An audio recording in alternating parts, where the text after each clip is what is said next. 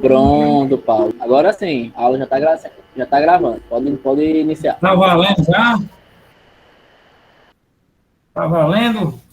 Tá valendo, tá Podemos valendo. iniciar a nossa Pode aula. Boa arrochar. noite, pessoal. Espero que estejam todos bem, saúde, sossego. E mais uma semana se inicia de estudos, né? Mais uma semana a gente iniciando com geografia, a matéria das matérias, geopolíticas. Então, pessoal, a gente vai concluir hoje, né? A parte de capitalismo, Guerra Fria, globalização. Iremos entrar também, ainda, vamos dizer, como se fosse uma extensão do conteúdo que a gente estava vendo, industrialização, certo? Então, são dois conteúdos que têm praticamente tudo a ver, estão interligados, um não sobrevive sem o outro explica o outro por si só, e por aí vai. É porque então entrou ainda na questão da urbanização, vai ser mais para frente, nós iremos trabalhar, ok?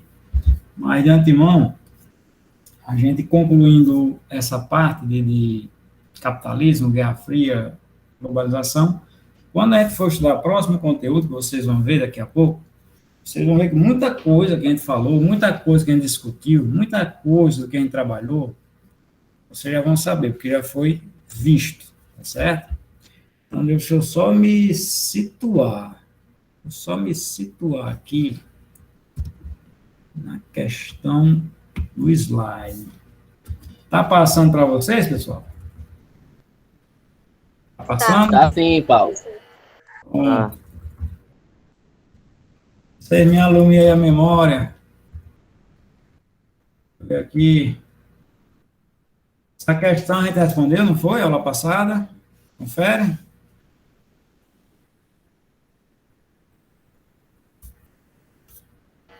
Volta aí, Paulo, no slide, por favor.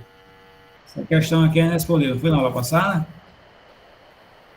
Foi na 66. Era o que a gente tava, né?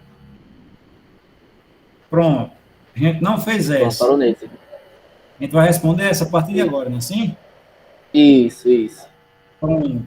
Então, nossa aula vai iniciar a partir de uma questão. Aliás, só tem 2 ou 3 questões desse conteúdo para a gente finalizar, certo? Que a gente vai dar início à industrialização.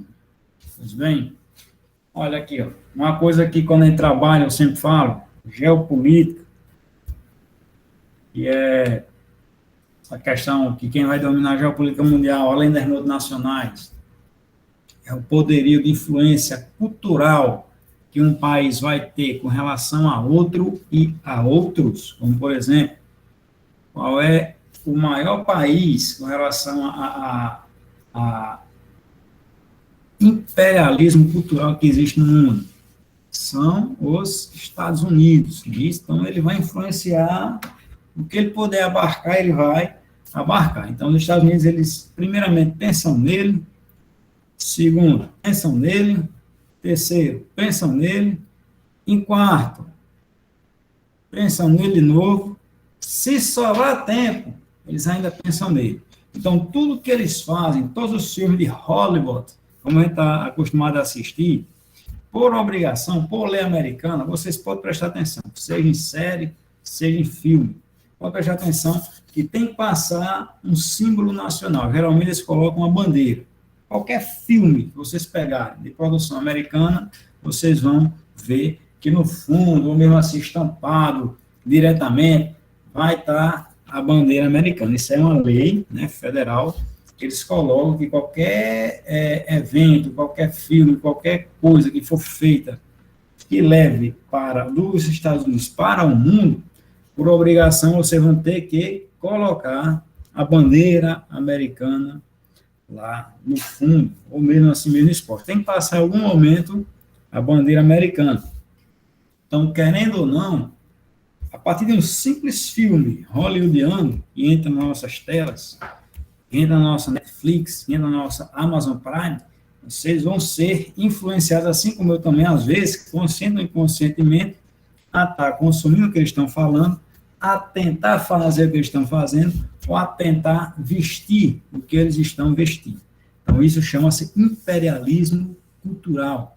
O imperialismo a partir do consumo em massa. Beleza? Além das guerras, que daí vai ser outra história que a gente vai travar, vai tratar em outras aulas. Ok? Então, pessoal, a questão do Enem do ano passado, 2020, questão 66 da prova branca, nos fala sobre o toyotismo, que já foi bastante trabalhado aqui também, e que será trabalhado também daqui a pouquinho. Nessa questão fala o seguinte: o toyotismo, a partir da década de 70, teve grande impacto no mundo ocidental. Toyota, Japão, né, nós sabemos. Quando se mostrou para os países avançados como uma opção possível para a superação de uma crise de acumulação. Crise de acumulação, produção em massa. É isso? Crise de acumulação gerada pela produção do tipo fordista. Então, a característica organizacional do modelo em questão, requerida no contexto de crise, foi ao quê? Né? Qual foi a principal característica desse modelo em questão, ou seja, do toyotismo? Vocês vão ver que no decorrer das aulas tem até algumas questões parecidas, tem até algumas questões iguais, mas que as respostas são um pouco diferentes, né? Que é para dar aquela famosa pegadinha no concurseiro, pegadinha no aluno do Enem, certo? Então, pessoal, qual foi a principal característica do toyotismo? Foi a expansão dos grandes estoques? Não. Quem fazia em grandes estoques, na produção em massa, era justamente o Fordismo. B, incremento da fabricação em massa. Fabricação em massa vai ser praticamente sinônimo de grandes estoques. Você produzindo em massa, logicamente, você vai diminuir o custo da produção, né?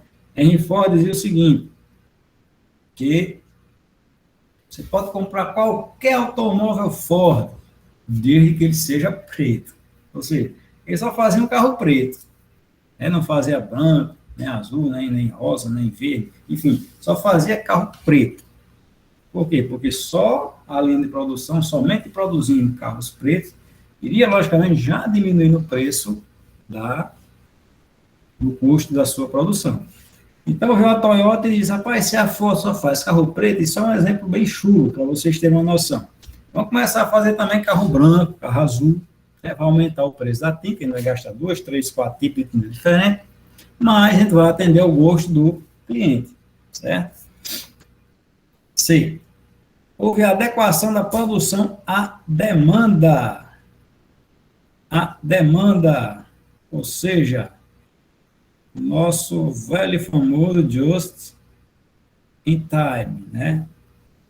Só em tempo, só no prazo, só produz para quem for comprar, para evitar justamente essa questão dos grandes estoques, né? A perda, grandes estoques.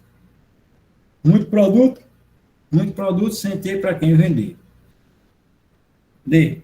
Aumento da mecanização no trabalho. Houve mecanização? Houve. Mas será que essa mecanização também não foi utilizada por Ford? Foi. Né? É tanto que ele colocou as ideias de Taylor, né, da administração científica, em prática. O que foi que ele fez? Ele colocou a esteira mecânica, dentre outros maquinários mais simples, para a época mais avançada, lógico, para aumentar a produtividade de cada trabalhador civil. Houve a centralização das etapas de planejamento. Centralização de etapa de planejamento, ele vai encontrar também com Ford, beleza? Então, logicamente, certamente, assertiva correta C. Adequação da produção à demanda. Falou em toyotismo, just in time, não esqueça. Outra questão, 66. Só que aqui eu acho que eu confundi, eu acho que é 76, viu, pessoal? 76 da prova branca do Enem. Se não estou enganado, porque ficou 2,6 de novo. É outra questão. A mesma prova do Enem no ano passado. Vamos lá. Embora inegáveis os benefícios que ambas as economias têm oferido ao intercâmbio comercial, né, a troca de valores, de moedas, com relação a importações e exportações entre países, no caso aqui fala do Brasil, tem reiterado seu objetivo de desenvolver com a China, aqui está falando de intercâmbio comercial entre Brasil e China, uma relação comercial menos assimétrica, simetria, né? Menos desigual. Os números revelam com clareza a assimetria. As exportações brasileiras de produtos básicos, especialmente a soja, minério de ferro, petróleo, compõem, dependendo do ano, algo entre 75% e 80% da pauta. Ou seja, os produtos básicos, chamados de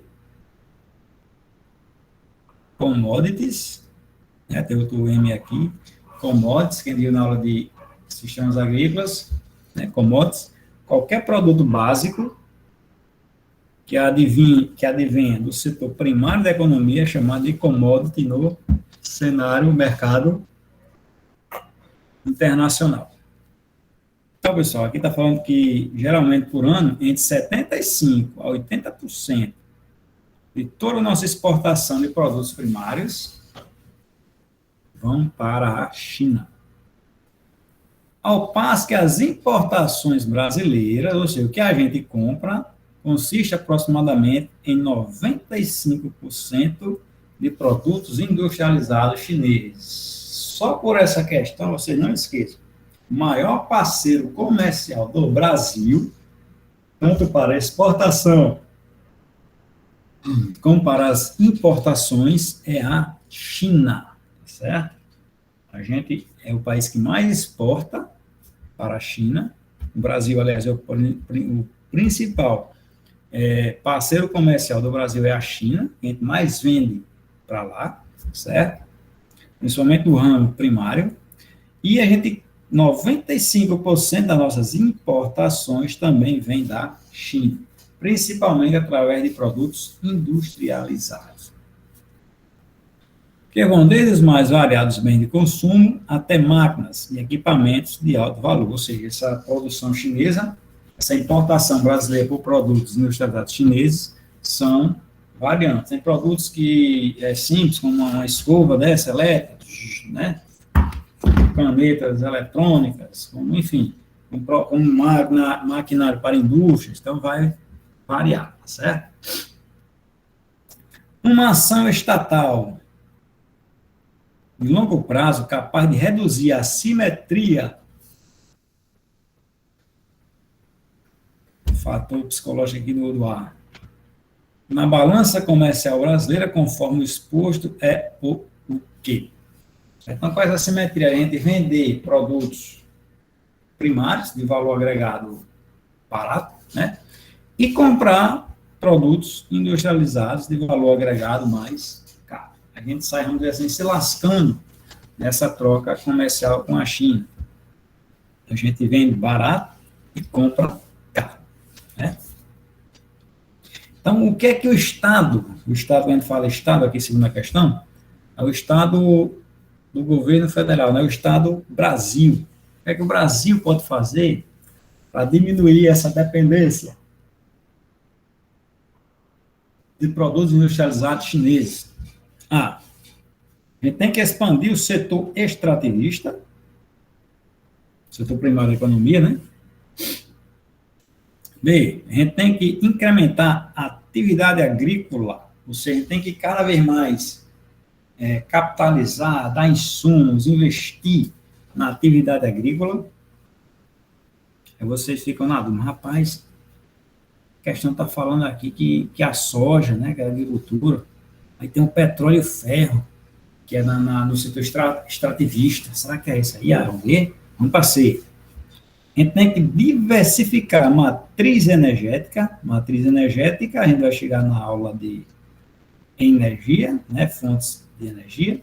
Matriz energética está se referindo aqui à principal fonte ou forma que um país tem de gerar energia elétrica. no nosso caso aqui, a hidroeletricidade.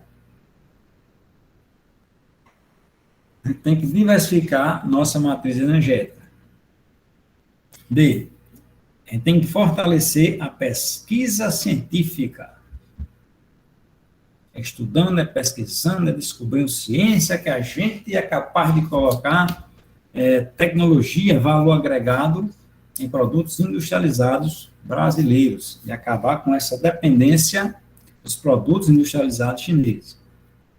Ou é a gente monitorar o fluxo alfandegário. O fluxo alfandegário está justamente falando a entrada e a saída de produtos do Brasil. Entrada, importação, saída, exportação. A gente tem que controlar isso aí, o que entra e o que sai. O que é que vocês acham? Questão correta, assertiva, D. A gente tem que fortalecer a pesquisa científica. Não adianta a gente ser um país industrializado, como o país é, né? Tem alguns domínios de ponta, como nós vamos ver na próxima aula. Algumas áreas a gente tem domínio, né? Tem renome, tem reconhecimento internacional, porém, a gente ainda é necessitado da tecnologia superior de outros países. Beleza? Questão 81 do Enem também 2020, do ano passado. No caso do Departamento de Defesa dos Estados Unidos, a ênfase está posta no traçado de uma estratégia geral de desarticulação, não só dos inimigos reais, como dos potenciais. Veja a onda aqui, ó. Veja a onda. Inimigos reais, por exemplo, Coreia do Norte, é isso? É um inimigo real, que ameaçou os Estados Unidos e tal, bomba atômica, aquela coisa toda. O próprio Irã também, um inimigo real. Né? O Iraque era, no tempo de Saddam Hussein, não é mais. Enfim, e os inimigos potenciais. Você que tem poder de, no futuro, ameaçar economicamente ou belicamente os Estados Unidos. A própria Rússia, né, por questão histórica da Guerra Fria, é um inimigo potencial. A China é um inimigo potencial, tanto belicamente como também tecnologicamente, economicamente falando, é a segunda maior economia do mundo, é isso? E por aí vai. Inserida na concepção preventiva, que supõe que a mínima dissidência é um sinal de perigo e de guerra futura. Deve-se ter capacidade para responder a uma guerra convencional, tanto quanto para enfrentar um inimigo difuso, atentando simultaneamente para todas as áreas geográficas do planeta. Então, os Estados Unidos, eles, além de verem e preverem, né, os inimigos reais, eles também anteveem as suas desavenças potenciais futuras, né? Então, fica muito naquela questão de jogo, como é que fala? Teoria de conspiração, será que eles vêm, será que eles não vêm, será que a gente ataca, será que não ataca? Então, o que é que eles fazem? Eles antecipam esse suposto ataque de um país, né, que venha a ameaçar a sua soberania, que venha a ameaçar a sua economia, certo? Então, trata-se, sem dúvida, da estratégia com pretensões mais abrangentes que se desenvolveu até agora. Então, tomando o texto como parâmetro, qual tendência contemporânea, ou seja, qual é a tendência atual que impulsiona a formação de estratégias mais abrangentes por parte do Estado americano? Então, qual é a tendência, né, que os Estados Unidos têm, né, sobre se firmar ainda como potência econômica, como potência bélica, sem sofrer atentado à sua integridade como país, né, como povo, como nação, como grande potência mundial econômica. A gente viu aí que se completou, né, 20 anos do atentado do 11 de setembro, 20 anos já se passaram, está passado demais.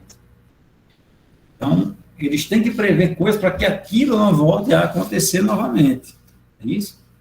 Então, vocês viram, né? Não sei se vocês, a maioria de vocês era nascido, com certeza, ou não. 20 anos, não. A faixa etária de vocês é baixa. Vocês não eram nascidos, mas ouviram muito nas aulas de geografia, de geopolítica, de história, sobre esse atentado do 11 de setembro. Então, algo que se completa 20 anos hoje, na geopolítica, é uma atualidade. Então, não se pode a gente baixar a guarda e não, a atualidade é só o que acontece agora. Não, não é. A atualidade, essa questão das torres gêmeas, eu não tenho nem dúvida. Logicamente que eu não sei, lógico, que não elaboro a prova nem.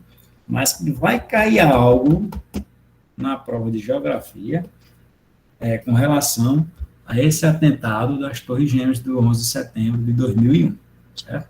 Então, o que é atualidade é algo que, por exemplo, que aconteceu há 20 anos, que ainda hoje, ainda nós temos notícia, ainda nós sofremos as consequências de 20 anos atrás devido a isso. Certo?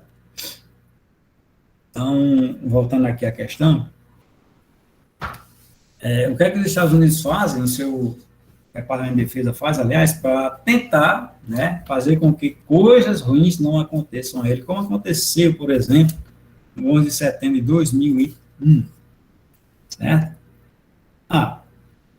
Erradicação dos conflitos em territórios. Eles querem acabar, por vez, os conflitos em qualquer território. Território americano. B. Propagação de organizações em redes.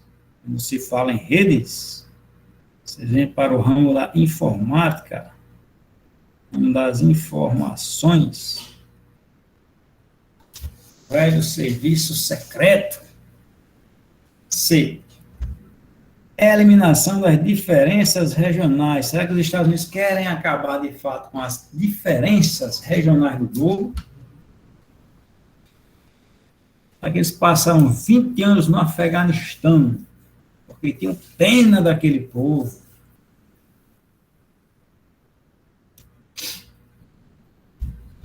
E agora, né, saíram de lá e deixaram para o Talibã voltar com força total. D. Eles querem ampliar o modelo democrático, a melhor forma de modelo político de um país e dos países. Será que eles têm essa ambição de sair mundo afora proclamando a democracia ou não? Ou eles têm a projeção da diplomacia mundial? Diplomacia mundial. Correto, também. Poderia ser, né? A projeção da diplomacia mundial, porque onde tem um conflito, quem está lá no meio? Quem é que chega primeiro e sai por último? Estados Unidos. Mas será que no fundo é só mesmo essa questão da diplomacia mundial?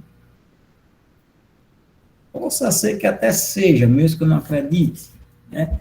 Mas vamos voltar à questão aqui que está falando para desarticular todos os potenciais perigos e todos os perigos reais que já existem. Então, o que é que eles fazem? O que é que eles investem? Eles investem em quê, pessoal? Na propagação de organização em redes. Então, no mundo globalizado, no mundo da geopolítica, não esqueçam daquela coisinha que a gente falou no Discutindo na aula passada, da Big Data. A gente vai falar também daqui a pouquinho sobre ele. Ou seja, quanto mais informações sobre tudo e sobre todos um país tiver, mais, vamos dizer assim, vai estar centralizado no tabuleiro de xadrez da geopolítica mundial. Certo? Não esqueça, informação é tudo. Beleza?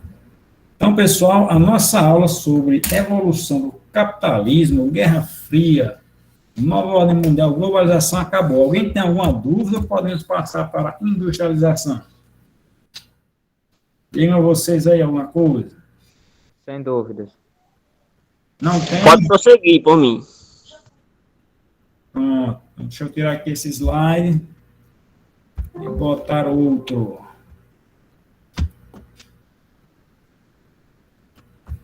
Deixa aqui. Botar o outro aqui.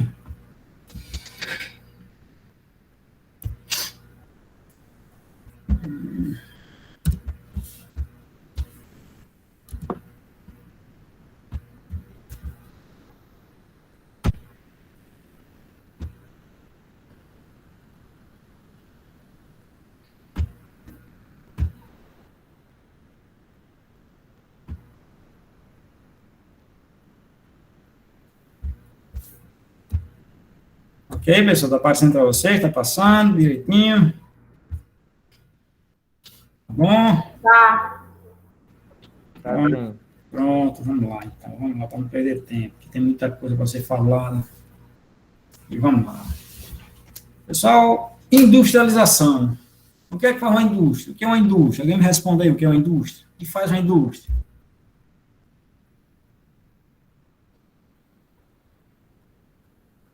Muito bom, Letícia. Mapa mental sempre é bom. Ah, é menos homens e mais máquinas.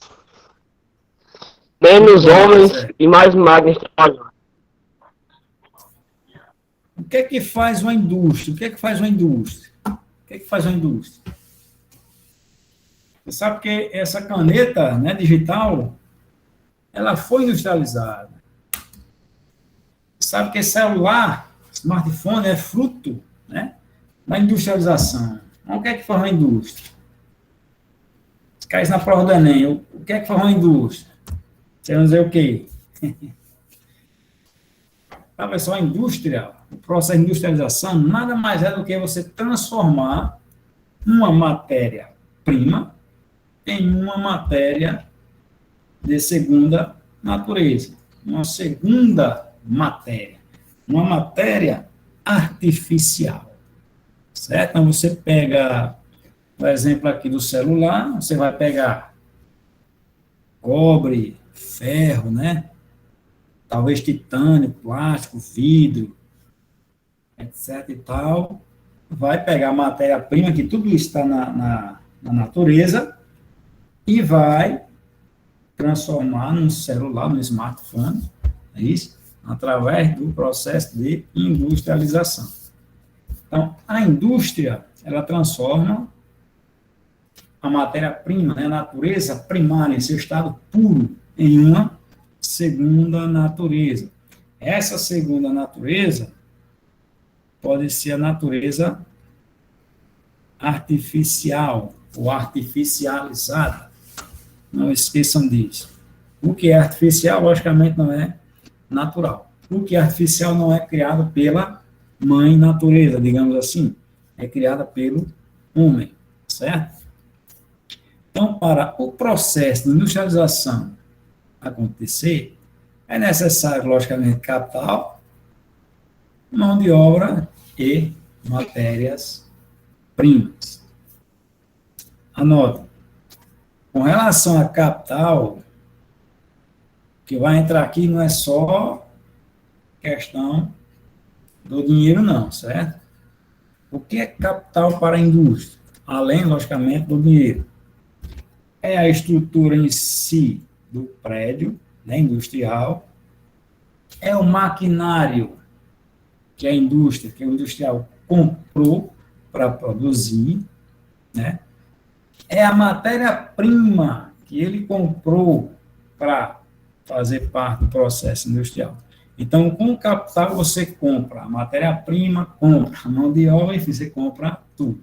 Então, o capital em si aqui não é somente o dinheiro em si, tá certo?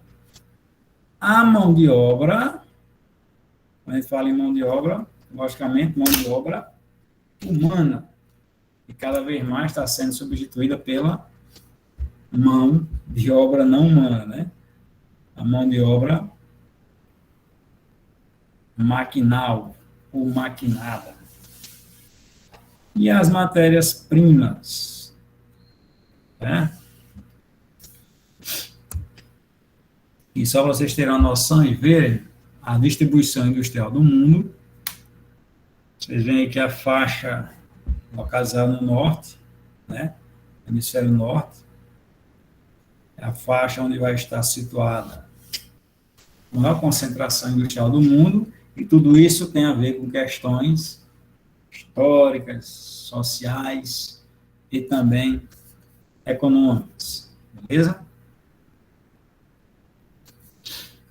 Muito bem. Fatores de localização industrial. Por que é que não existe indústrias em todo o canto? Olha aqui, por exemplo. No meio da floresta amazônica, na Patagônia Argentina, extremo norte do Canadá, extremo norte da Rússia, no centro da Austrália, na maior parte dos países africanos. Por que é que não existem indústrias em todo o canto do mundo? Devido aos fatores de localização industrial. Ou seja, para você abrir uma indústria, você tem que consultar, vamos dizer assim, a geografia ou a geopolítica do lugar. Então, para se ter uma indústria, você vai saber onde há o maior fluxo de capitais, né? Onde gira ou movimenta mais dinheiro. Então, a indústria, a gente vai sempre fazer essa comparaçãozinha aqui. Vocês têm a noção. Onde é que gira mais dinheiro? Opa, vamos voltar aqui. Aqui no nosso sertão nordestino, vai no sudeste, região sudeste do Brasil, no sudeste brasileiro. Então, logicamente, as indústrias vão se atenar primeiramente aí, onde tem maior fluxo de capitais. Onde está localizada as fontes de energia que serão utilizadas por essa indústria. Certo? Então, até a segunda, mais ou menos até a segunda, primeira, a segunda revoluções industrial, o fator locacional de fonte de energia era um fator primordial. Então, as indústrias só eram abertas, só eram criadas próximo às fontes de energia. Por exemplo, as primeiras indústrias que surgiram, indústrias movidas a termoelétricas a partir do carvão mineral. Então, as indústrias iriam procurar se localizar próximas às fontes e às reservas de carvão mineral.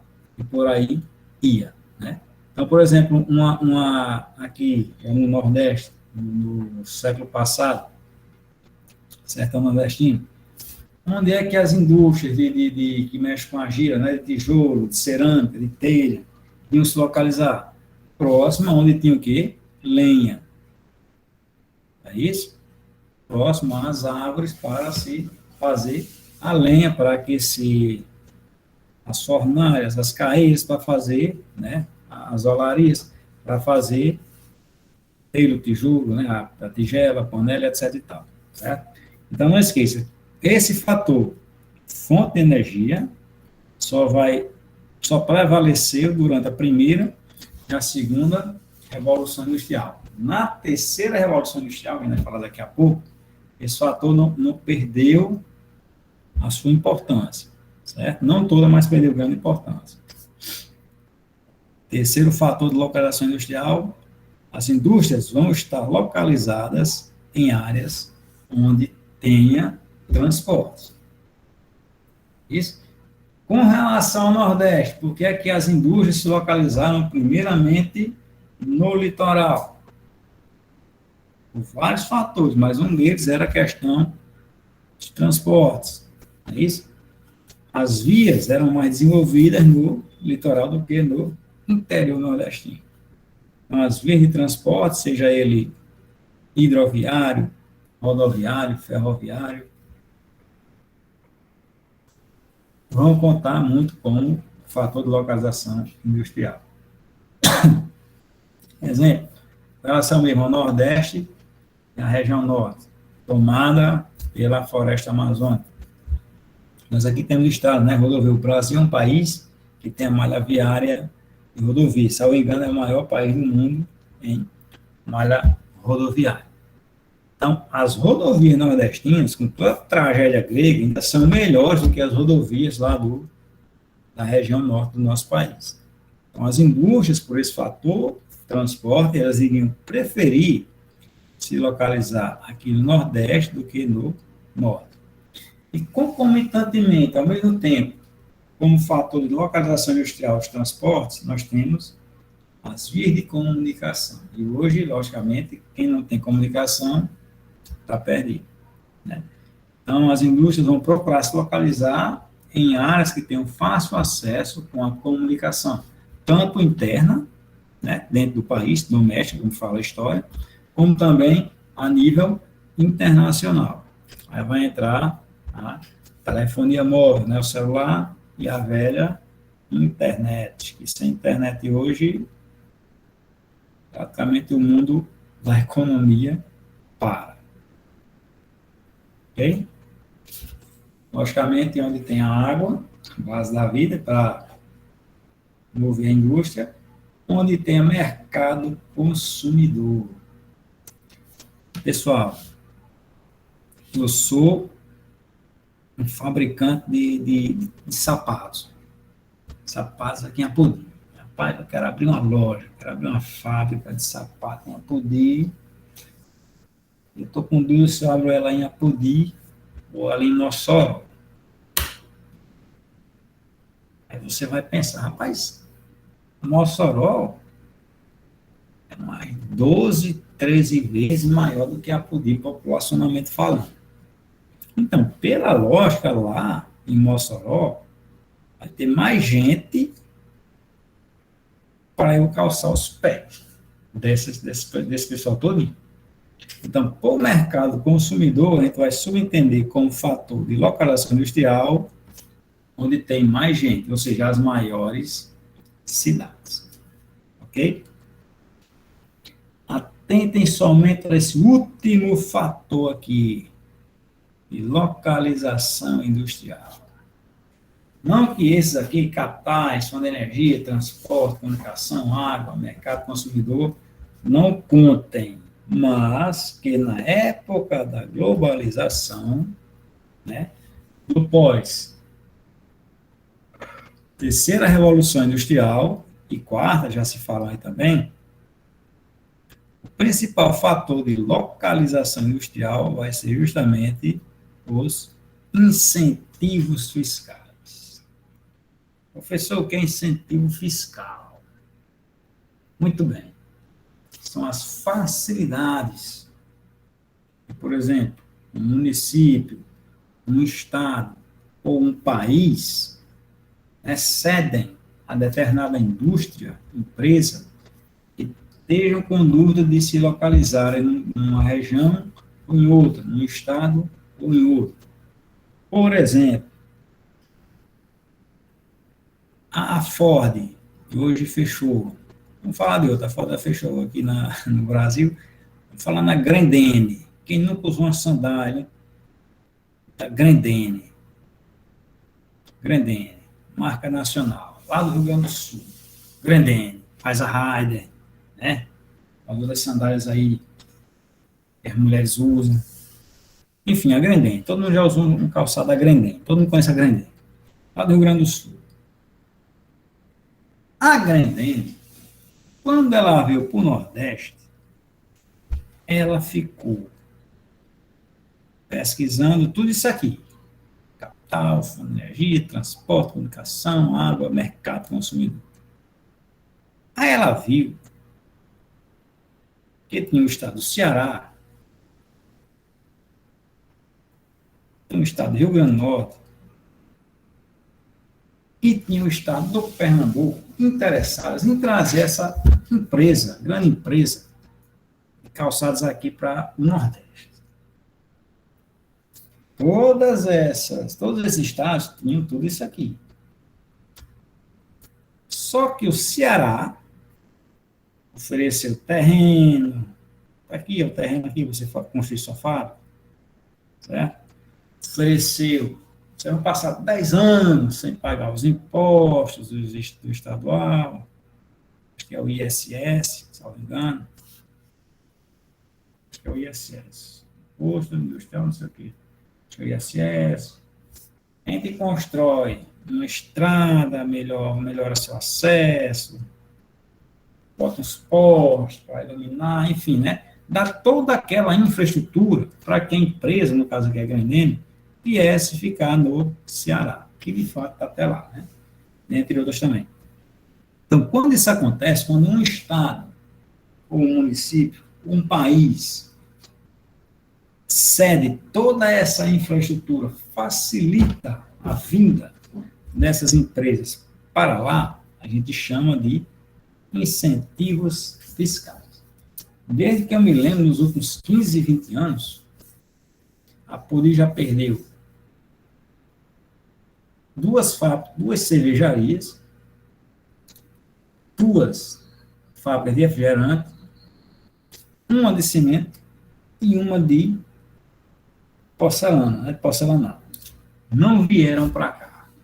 Por quê? Porque faltou a prefeitura chegar junto com isso, incentivos fiscais. Vocês estão lembrados, vocês conhecem o Cimento Apodi.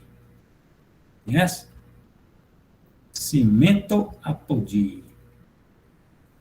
Conhece? O Cimento Apodi era para ser aqui em Apodi. Ia gerar emprego, ia desenvolver, enfim, ia ser só alegria. Principalmente para o dono, né? Quem ia ficar mais rico. Enfim, mas ia gerar emprego, gerar aquele desenvolvimento na cidade com uma indústria de cimento. Aí foi para onde o Cimento Apodi? Cidade de Guaraúna. Depois de Mossoró quebrando já, entrando para o Ceará. Nada contra o Guaraúna, longe disso. Nada contra.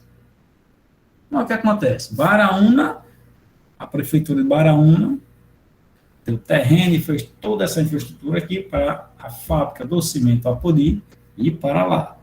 Apodi perdeu uma empresa, perdeu empregos, certo? Sabe o que é o detalhe mais interessante? É que toda a matéria-prima, praticamente, que a fábrica do Cimento Apodi precisa para fabricar cimento, vem buscar aqui em Apodi, no município de Apodi. Está entendendo as coisas? Mas, para eles, compensa. Vir lá de Baraúna para cá, pegar a matéria-prima para fazer o cimento e voltar para lá e produzir e vender. Vocês estão entendendo? O incentivo fiscal aqui superou todos esses outros fatores de localização industrial. Ok, pessoal? Então, isso acontece a nível de município, a nível de estado e a nível de mundo, nível de país. Certo? Com relação às indústrias, nós temos dois tipos delas, de acordo com o bem produzido e quanto à tecnologia empregada nela. Então, com relação ao bem produzido, nós temos indústria de bem de produção, indústria de bem de capital, indústria de bem de consumo. Vocês podem pegar na prova do Enem o nome indústria de base. É a mesmíssima coisa. Indústria de bem de produção. Vocês podem pegar na prova indústrias intermediárias.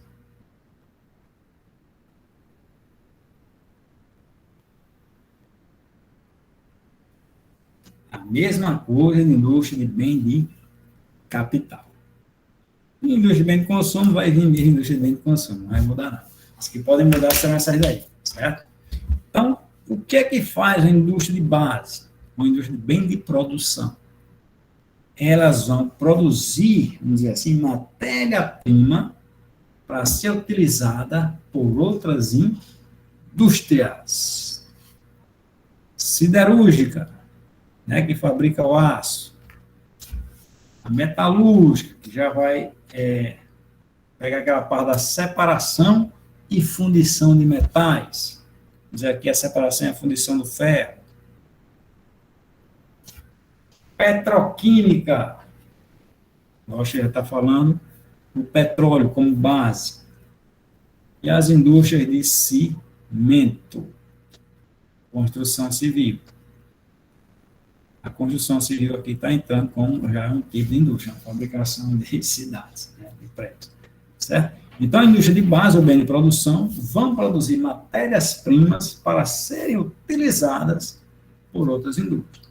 Entenda, as matérias-primas que elas vão fabricar podem ser matérias-primas artificiais, ok? Por quê? Porque dificilmente você vai encontrar aço em estado puro na natureza.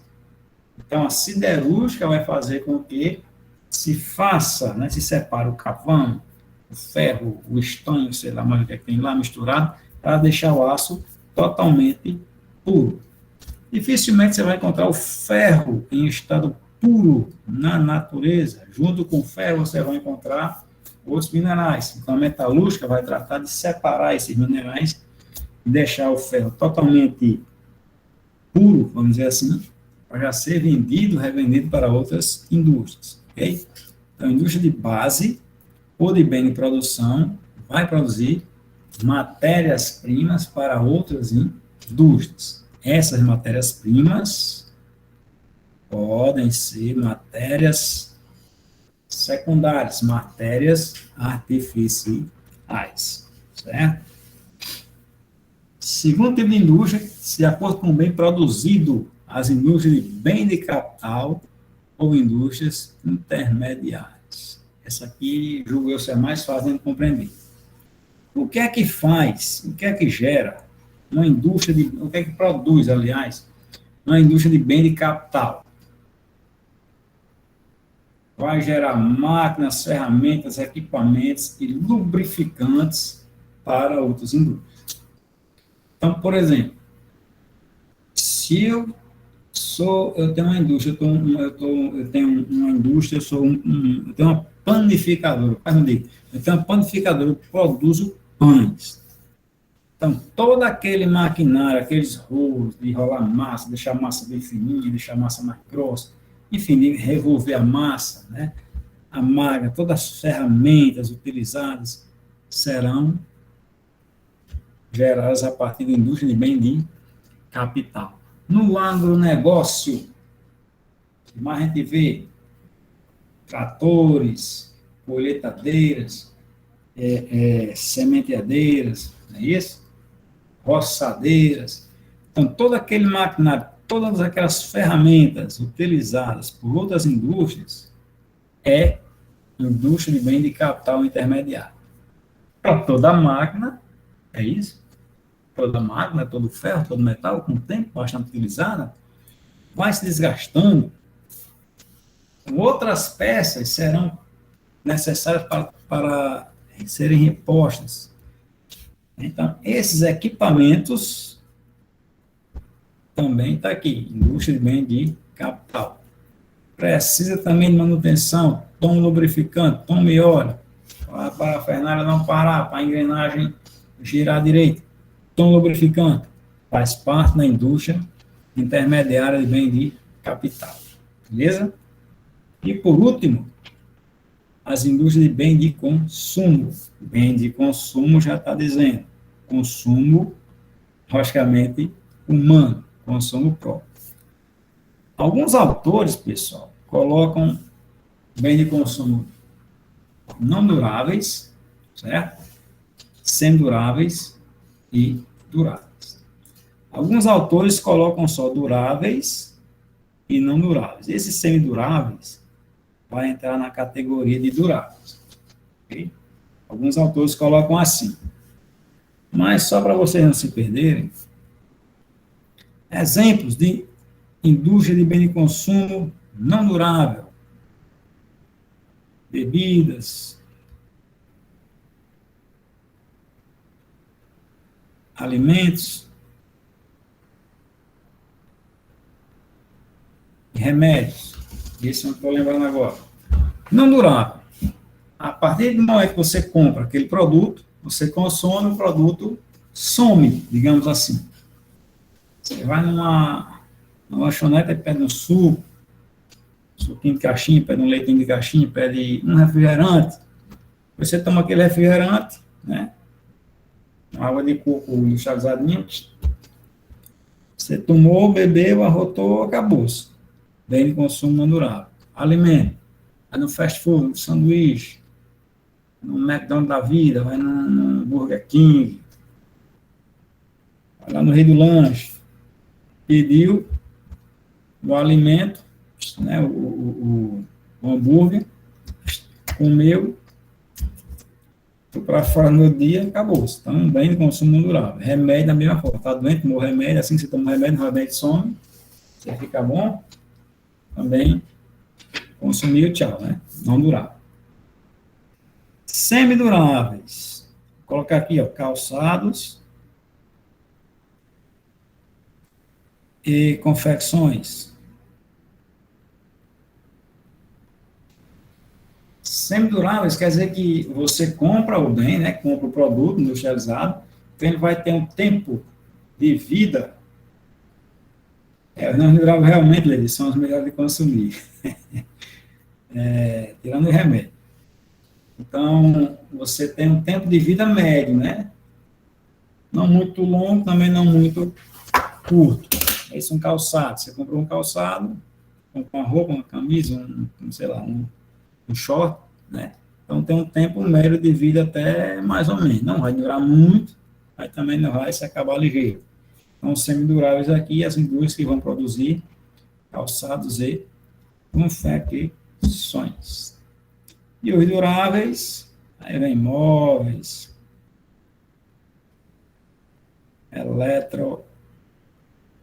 eletrônicos, certo? Então, tudo aquilo que você compra, que é feito para durar, está aqui inserido dentro da categoria de indústria de bens de consumo duráveis. Então, atente. No Enem, possa ser que já venha, isso depende de cada autor, que ele não vai mais fazer essas três distinções entre as indústrias de bem de consumo, né? Eles podem colocar bem de consumo não durável e bem de consumo durável. Acabou-se. E sendo durável não vai existir.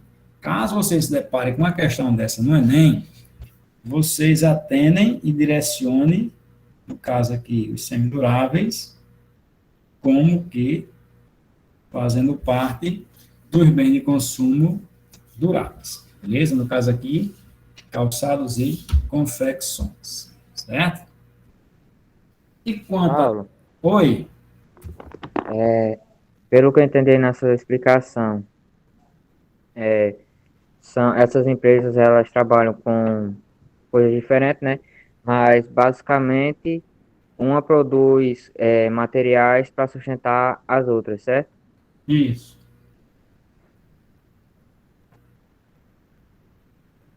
Isso. Por exemplo, aqui a indústria de bem de produção vai produzir para outra indústria, né? Vai produzir, vamos dizer assim, matérias-primas para serem utilizadas por outras indústrias. As indústrias de bem de capital. Oi? Porque eu entendi assim, por exemplo, as indústrias de bens de produção vão produzir matérias que podem ser utilizadas pela as indústrias intermediárias, né, na produção de máquinas, ferramentas. Isso. Isso. Tá bom. Positivo. Obrigado. Certo?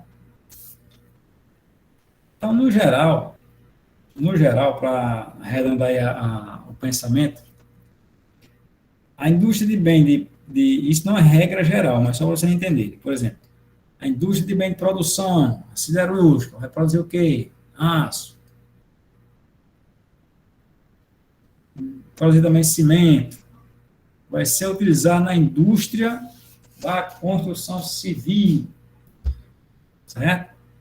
O aço, o ferro, produzido por siderúrgicas e metalúrgicas, serão utilizadas na fabricação de máquinas, ferramentas, equipamentos e lubrificantes para as indústrias intermediárias de bem de capital. Essas, por sua vez, vão produzir diretamente para o consumo humano, né, para o nosso consumo. E quem produz para o consumo humano é justamente as indústrias de bem de consumo, tá certo? É como se essa primeira aqui, a indústria de base, fosse produzir diretamente para outra indústria,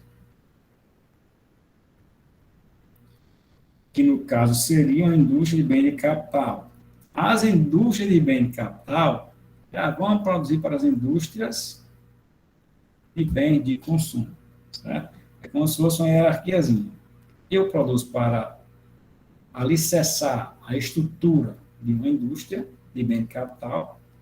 A indústria de bem de capital vai produzir equipamentos para ferramentas, lubrificantes, para serem utilizados e comercializados pela indústria de bem de consumo.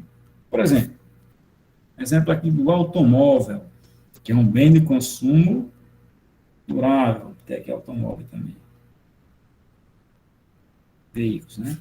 Veículos no geral. Vamos dizer que a fábrica o exemplo da Grendene, os calçados, que é mais simples. A Grendene do Rio Grande do Sul veio para o Ceará. Então, para a indústria Grendene vir no Ceará, ela tem que ter um prédio físico, não tem? Então, qual é a indústria, ou as indústrias responsáveis pela construção do prédio físico da Grendene? As indústrias de bens de produção, as indústrias de base. A Grendene, para produzir seus calçados, vai, por sua vez, precisar de maquinários para costurar, para cortar, né? Para tratar o couro sintético, o couro mesmo, a borracha, enfim, o produto do calçado. Isso? Então, vai precisar de quê? De máquinas, ferramentas, equipamentos que são produzidos pelas indústrias intermediárias, pelas indústrias de bem de capital.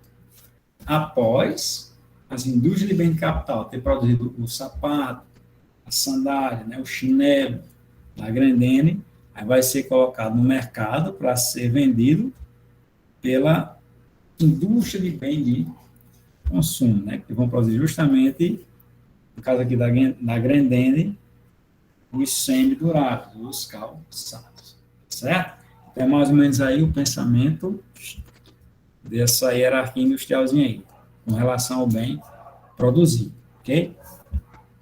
Já com relação à tecnologia empregada, ou seja, a quantidade de tecnologia empregada aqui também fácil. Elas podem ser tradicionais e podem ser dinâmicas. Com relação às indústrias tradicionais, vamos estar dizendo tradição, né, aquele negócio mais antigo, estão presas a antigos fatores locacionais. Por exemplo, aqui nós vemos aqui uma padaria, né, uma fabricaçãozinha de salgado.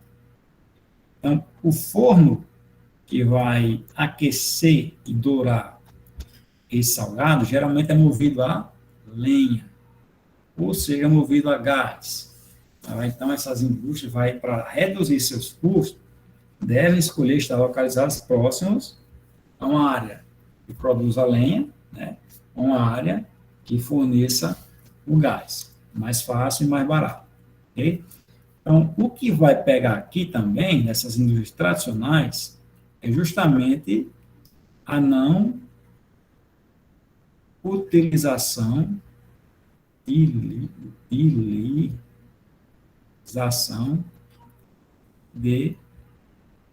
tecnologia. Não vai ter muito maquinário fazendo pão, não vai ter muito robô cortando salgadinho, né? Não vai ter isso não. A mão de obra vai ser realmente mão de obra humana, certo? A tradicional, que vai diferenciar principalmente da dinâmica, é justamente a questão da tecnologia empregada por ela. Já nas indústrias dinâmicas, elas vão utilizar tecnologia de ponta, como por exemplo aqui uma montadora de automóvel, onde praticamente todo o processo hoje de produção industrial, 90% é justamente maquinado, né? É justamente a partir de automação, a partir de robôs, ok? E aqui nós temos a questão 1.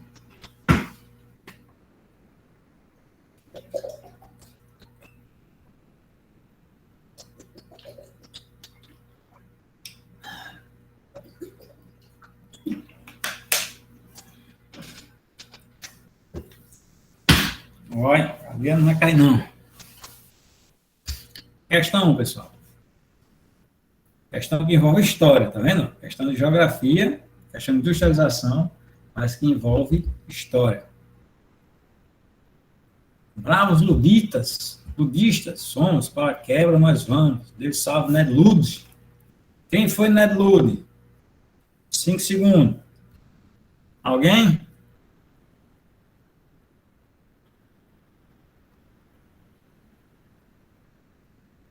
Ned Ludd, pessoal. Quem foi Ned Ludd?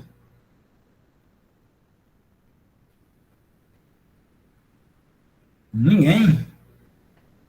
Nem eu sei, Paulo. Meu Deus. Tô por fora. Meu Deus. Lembrei não, Paulo, agora. Meu Deus do céu. Perdoe. Perdoe, Paulo. Não lembrar também, não.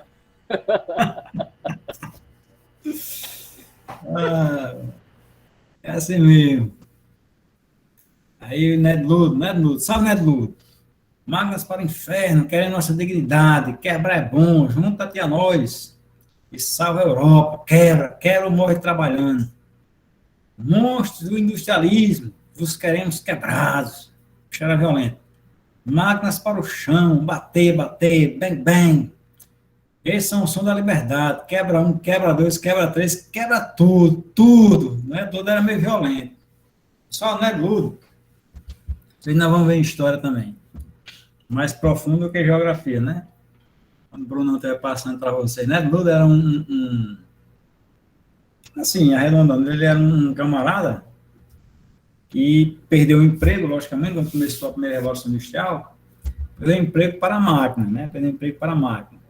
Ficou as máquinas. Ficou desempregado, aquela situação na Inglaterra precária. Camarada, quando tem emprego, trabalha entre 12, 14, tem alguns autores que falam até em 16 horas por dia, né?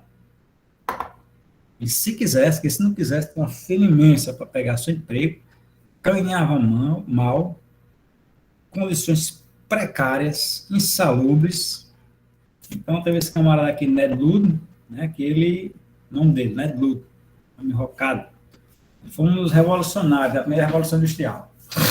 Ele era um agitador, né? Então, chamava os caras desempregadão para ir nas fábricas quebrar tudo. Vamos quebrar as máquinas que os industriais vêm atrás da gente para a gente reaver nossos empregos. Né? Não tinha máquina, enquanto consertava as máquinas, comprava outros, aí tinha que ser a mão de obra humana mesmo, nos história. Então, ele tem essa ideologia aí. Quebrar tudo, tocar fogo nas fábricas, quebrar o que for de máquina, né?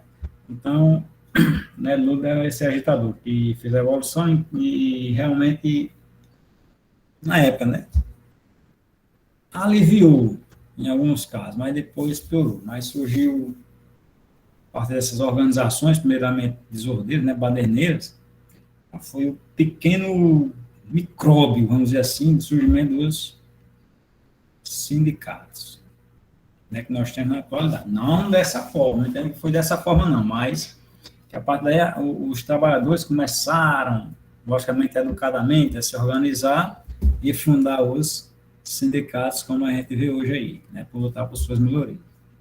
Mas historicamente falando, pelo menos no mundo ocidental, né, Ludd foi o cara que fez isso aí, certo? A partir da violência. Aí aqui diz, a análise da canção permite concluir que o movimento ludita, o ludismo, defendia o quê? Né? Então, o que é que defendia os seguidores de Ned Ludd? O movimento ludita, o ludista. Defendia o estabelecimento gradual das máquinas no processo produtivo, melhorando as condições de trabalho dos operários. Estabelecimento gradual das máquinas, ou seja, ele defendia, segundo a questão aqui, a substituição gradual do homem pela máquina. Será que era isso? B. Defendia a redução da jornada de trabalho dos operários, beneficiados pela utilização. Beneficiado, é a palavrinha, beneficiado.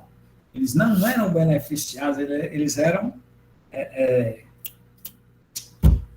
pontada de benefício, está faltando a palavra agora, minha dislexia está atacando, eles não eram beneficiados pela utilização de máquinas na produção, né? Eram prejudicados, tá aí a palavra, prejudicados. A dislexia demora, mas ela aparece de vez em quando, certo? Eles eram prejudicados, porque eles estavam perdendo seus empregos. C.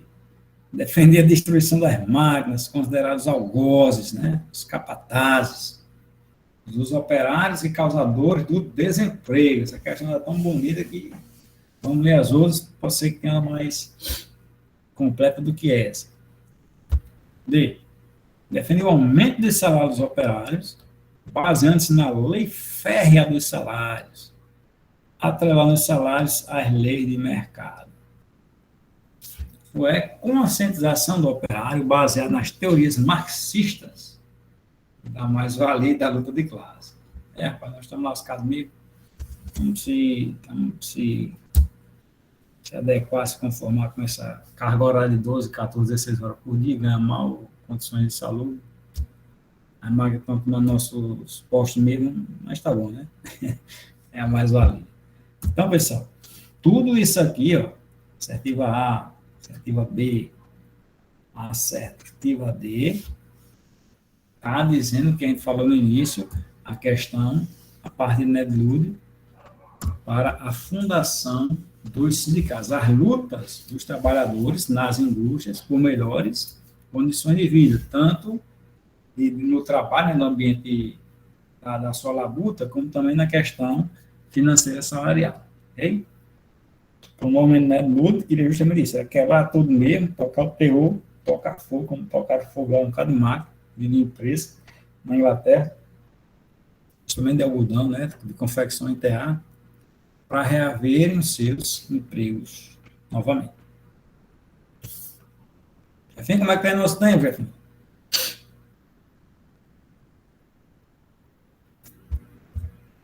Já estamos com 1 hora e pouquinho.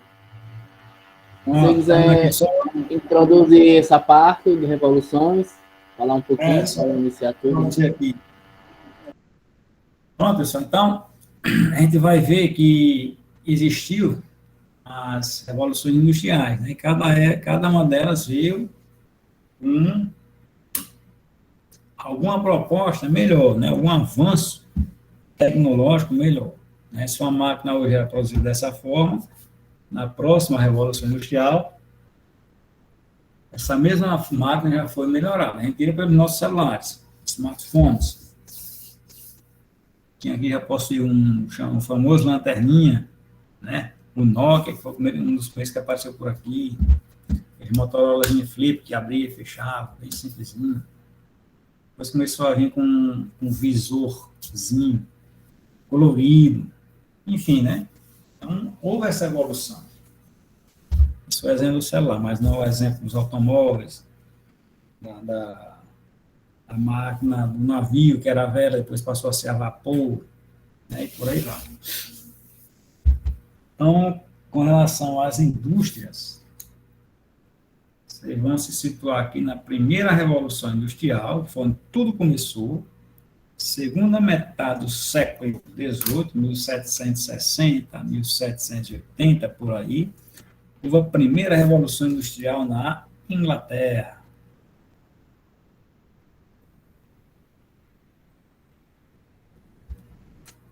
Certo? Então, a Inglaterra foi um país pioneiro, né? Para que algo aconteça no país, é necessário que ele tenha, né, predisposto em sua terra e na sua gente, as ideias e as condições para que algo aconteça. Então, nessa época, 1760, 1780, a Inglaterra tinha tudo isso, né? Tinha o capital, tinha a ciência, a tecnologia, tinha o pessoal com uma mente aberta, vamos dizer assim, para investir, né? E expandir o seu mercado consumidor. Então, a principal inovação da época foi a máquina a vapor e a do carvão. E a carvão, né? Fica errado aqui. A vapor e a carvão. A vapor a partir do carvão é queimado no interior da embarcação, né, do navio, certo? Aí, logicamente, depois da Inglaterra, os Estados Unidos copiaram, o Japão copiou, Alemanha, França, Rússia, né, Bélgica, foram copiando. Segunda Revolução Industrial, século XIX, final do século XIX, início do século XX, mais ou menos, 1860, aos anos 1900, e alguma coisa, 1915, 1920, por aí. Países que despontaram na segunda Revolução Industrial: Estados Unidos, Japão e Alemanha.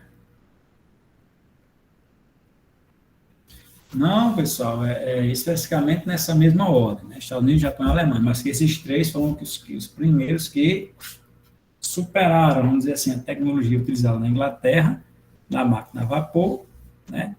E utilizaram como fonte de energia, não o carvão, mas sim o petróleo e a eletricidade. A eletricidade, primeiramente, a priori, a partir das hidrelétricas. Ok? Segunda Revolução Industrial, Estados Unidos, Japão e Alemanha despontaram na frente. Aí, aquela questão, quando eles despontaram, depois a Inglaterra veio, a Bélgica, né? A Holanda, a Itália, a França, e por aí vai. Rússia.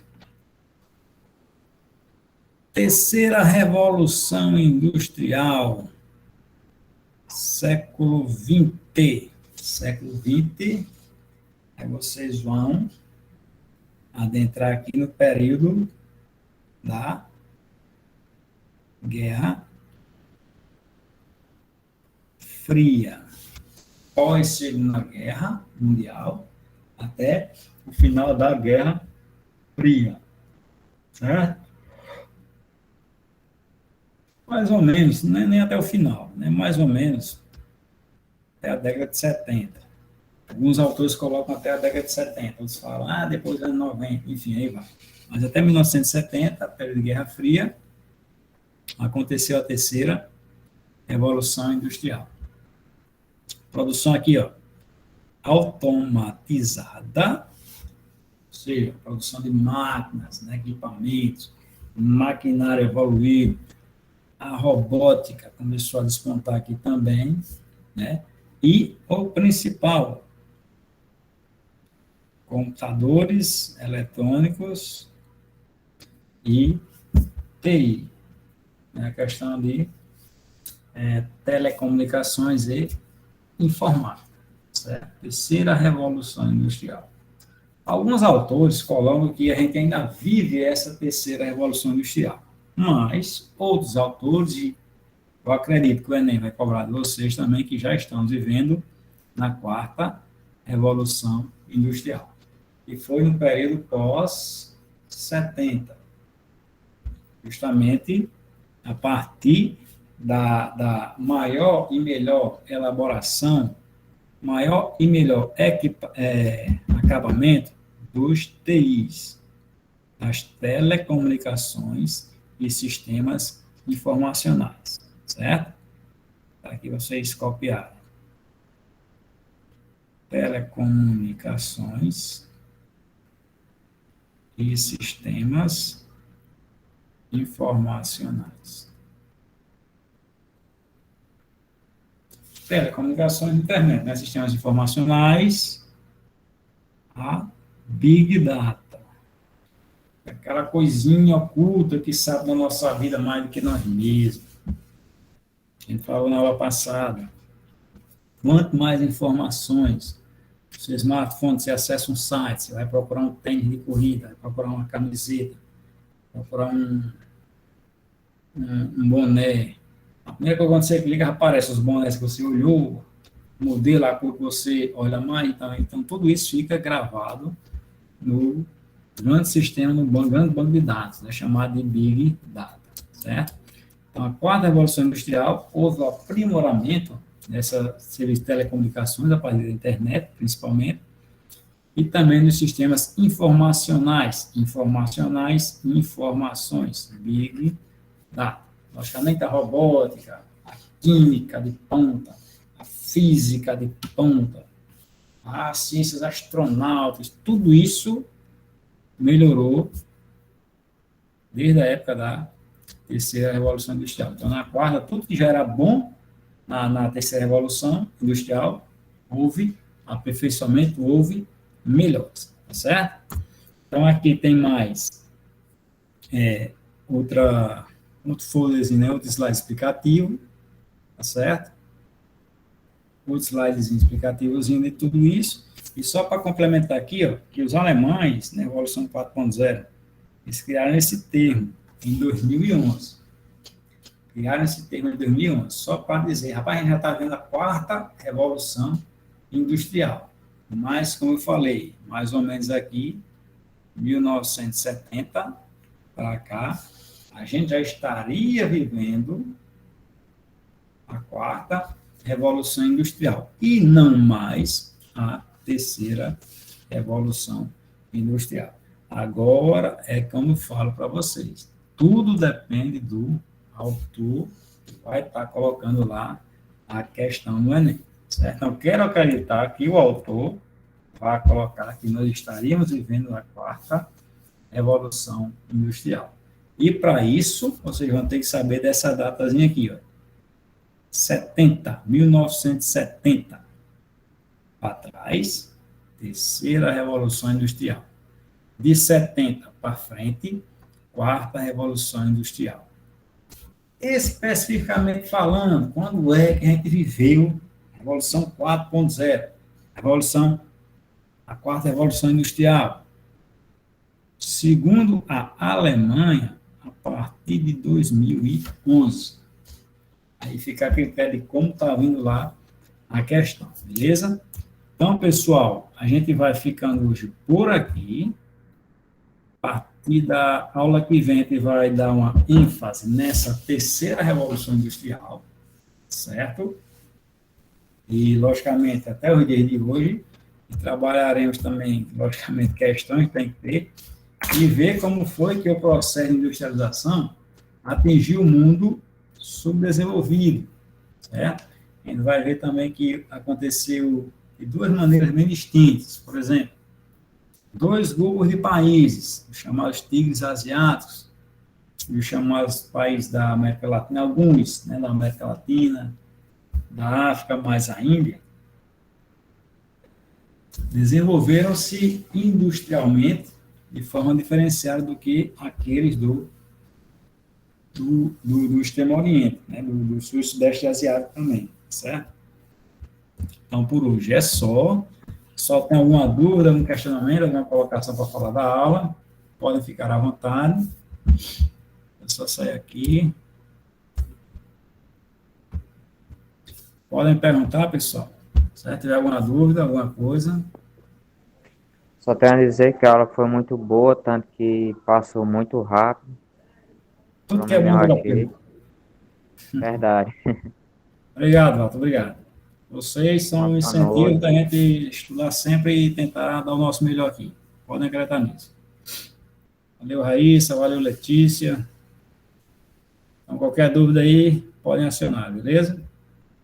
Valeu, boa noite, fiquem com Deus, até a próxima.